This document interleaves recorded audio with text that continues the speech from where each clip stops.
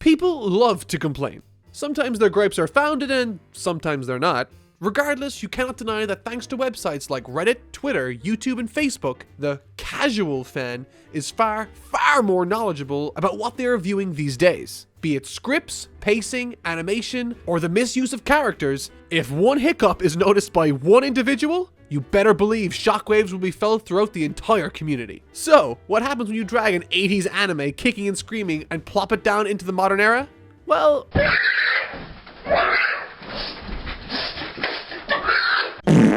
inconsistencies, plot holes, and just general carelessness ensues. So I figured that it's time to channel my inner rage monkey and count down the top 10 times Dragon Ball Super made us fans rage.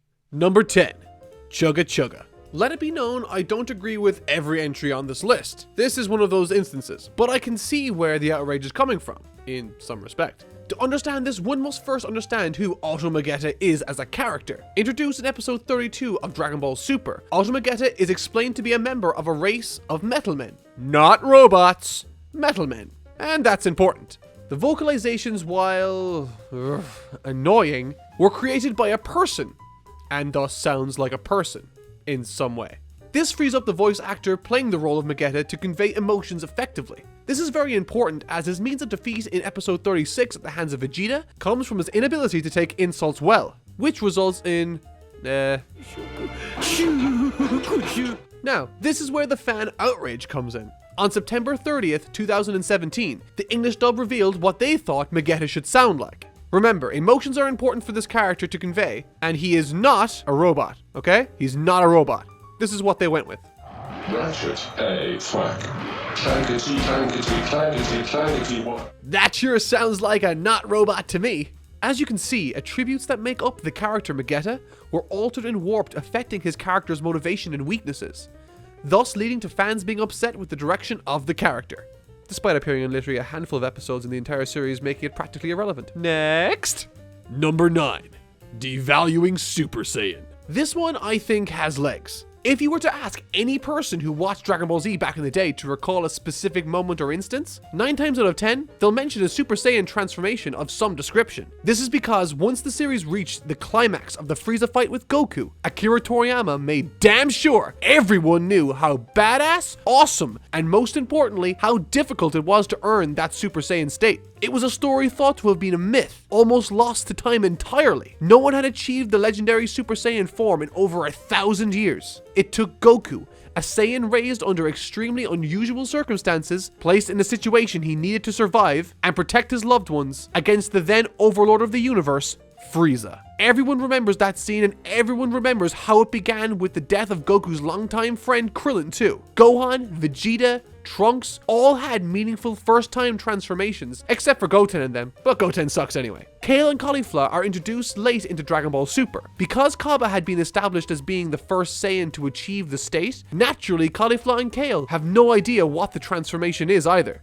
This leads to an awkward collection of scenes where Kaba describes the Super Saiyan transformation as, and I shit you not, a tingling sensation in your back. A legendary transformation thought to be unattainable by an entire race of beings has been reduced to a tingling sensation in your back. Oh, and look, it worked! Needless to say, this rubbed fans the wrong way right off the bat. It's awesome that we get some female Super Saiyans, but honestly, I would have liked if some effort had been put into their training scenes. Right now, Caulifla and Kale are suffering from what I call DC syndrome. Goku and Vegeta are Marvel. They got there first, established and earned their powers while the fans watched. Caulifla and Kale on the other hand are trying to catch up as fast as possible to join in on the fun. And unfortunately, that kinda sucks. Number 8. The misuse of Frost and Piccolo. We all love a good villain, but we also love a good swerve. On February 21st, 2016, episode 32 of Dragon Ball Super aired, and with it came the unveiling of a new character going by the name of Frost. Longtime fans of the series immediately saw striking similarities between Frost and a former villain, Frieza. To the surprise of most, Frost introduced himself and by all accounts, during his match with Goku, was a likable character with a fun backstory.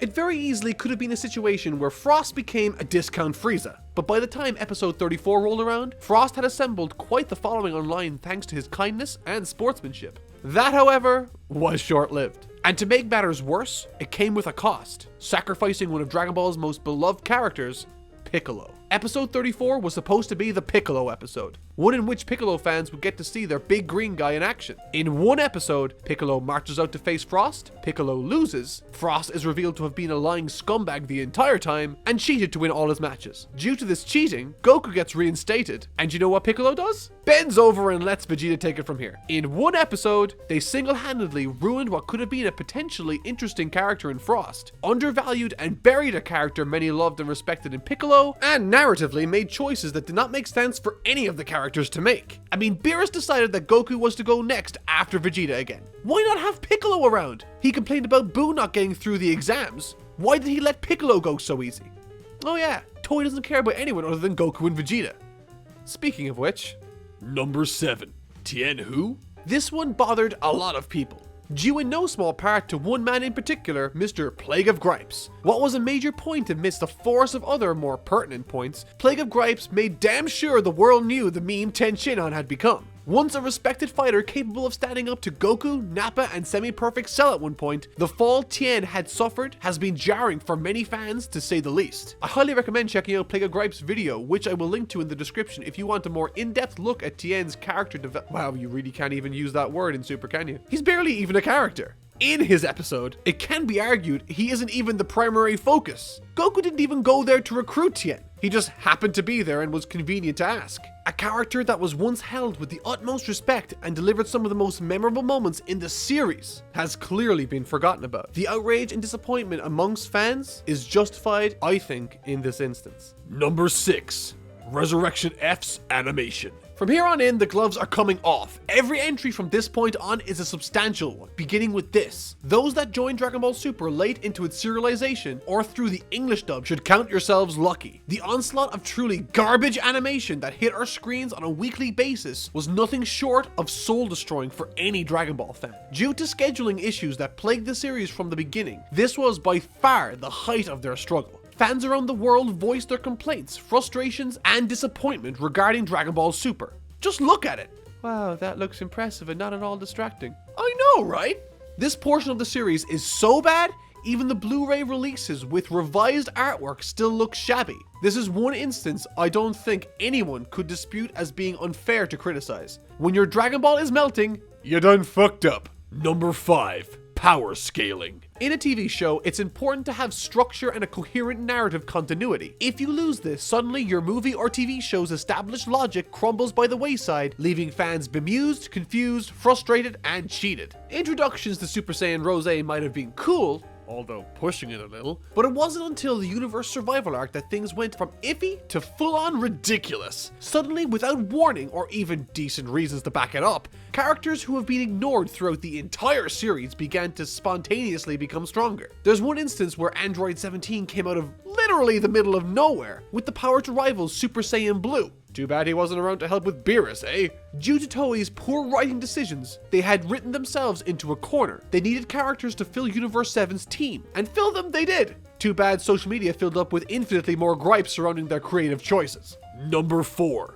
Vegeta's stolen spotlight. This one is self-explanatory. Vegeta is awesome but never gets anything. Do you know what would be nice? If he got something! You can probably count on one hand the amount of times he's achieved a substantial win. And even then I'm giving you too many fingers to use. One of the biggest problems amongst fans with the movie Battle of Gods was that there wasn't enough Vegeta. With the little screen time he did have, for many he stole the show with the now famous My Bulma scene. In response to this, Akira Toriyama, when writing the story for Resurrection F, ensured that Vegeta would play a more prominent role. And to his credit, Toriyama did just that, even though he has very little dialogue in the entire movie, but we'll look past that. Training with Goku, arriving with Goku to fight Frieza, saving Goku at the last minute, stepping in to exact his long-awaited revenge on Frieza, the man who had destroyed his home planet. It all looked like it was going to be awesome, but just as he's about to get his first big win of the entire series, Frieza! What? No!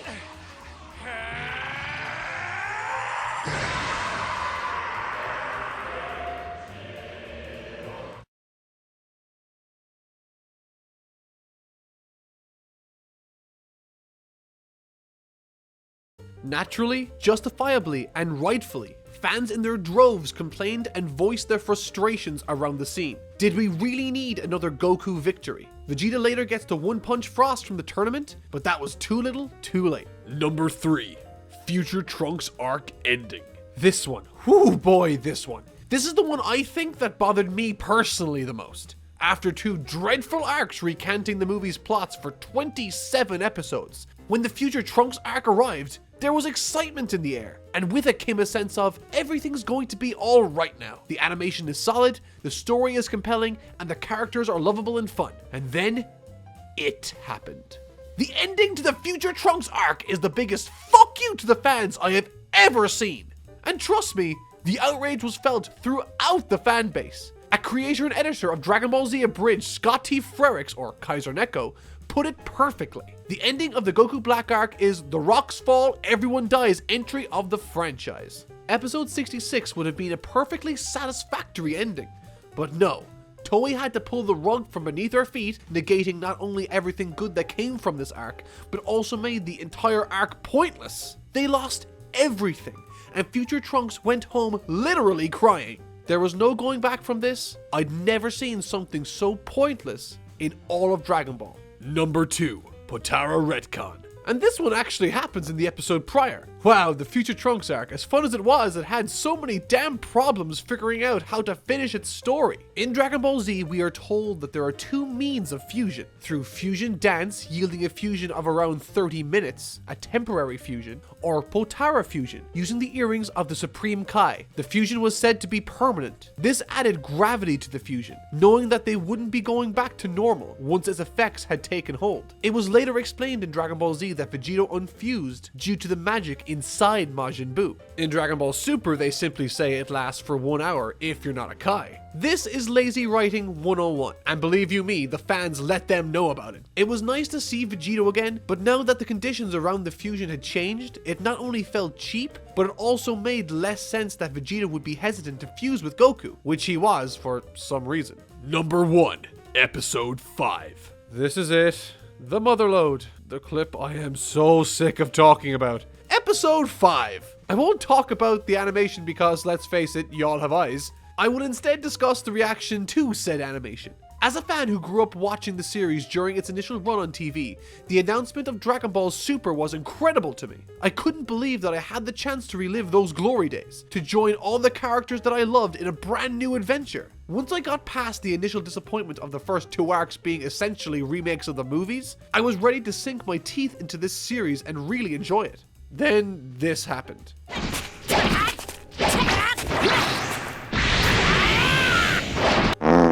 Inside my head were so many conflicting emotions. I couldn't believe what I had seen. I went online and found tons of articles and people bashing Episode 5's visuals. It was then at that point I took a step back from the series and decided to wait for the English dub to come out. Fast forward to June 2016 and I make my very first Dragon Ball Super video. And to this day, for some reason, it's my most viewed video by far, no matter how hard I tried. I made that video to vent my ignorant frustrations at an arc that made me believe Dragon Ball Super was going to end before it even began again. The magnitude of this episode was felt around the globe. Even if you weren't an anime fan, chances are you heard about it in some form or another. Despite it not being the worst the series would get, people still make jokes about Episode 5 to this day, despite Dragon Ball Super's animation being in a pretty good place right now. And so that concludes 10 moments Dragon Ball Super made fans rage. Do you think I missed any moments? And do you agree with the ones on my list? Don't forget to rate this video if you liked or disliked it, and feel free to subscribe if you want to see more Dragon Ball anime top 10s and analysis. I try to upload once a week, so feel free to subscribe. That'll do it for this video. Thank you so much for watching.